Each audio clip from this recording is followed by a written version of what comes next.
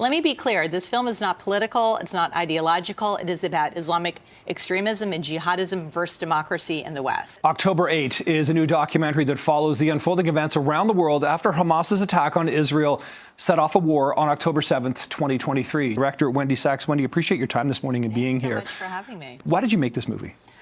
I watched what was happening on October 8th. It was the aftermath of October 7th when we saw the hostility in the streets around the world, here in Canada, in London, in the United States, when we saw that Hamas was being celebrated as freedom fighters rather than as terrorists.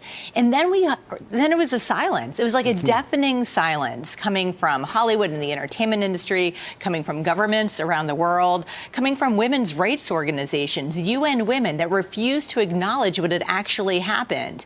To me, it felt like the world had lost its mind. Yeah, you really point out a lot of, hypocrisy, I think, amongst people who would otherwise be, pro-human rights, pro-children's rights, pro-women's rights, etc. It's quite powerful, the double standards that really sort of come through in this film here. Did you think those double standards existed before October 7th or 8th, or was this just sort of like proof to you of what we already knew? I feel like I had seen it. Listen, Israel has been sort of attacked as the pariah state among nations. They've been framed as, apartheid genocide state. And I think it's really seeped into the ideology of not only academia, but the media and NGOs like Amnesty International. And I think all of that led to this moment that Israel had it coming.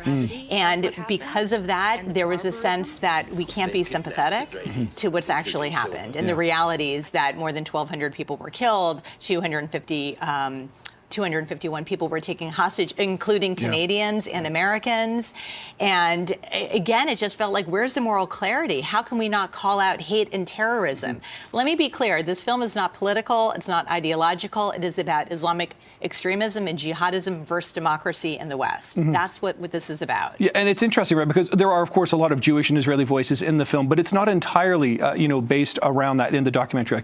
And I think that's important, right? Because you mentioned you're not trying to make a political film. You're trying to make a film or a documentary highlighting what has actually happened here. How did you get some of those voices that were not maybe the surprise voices in the film? I'm thinking of the congressman.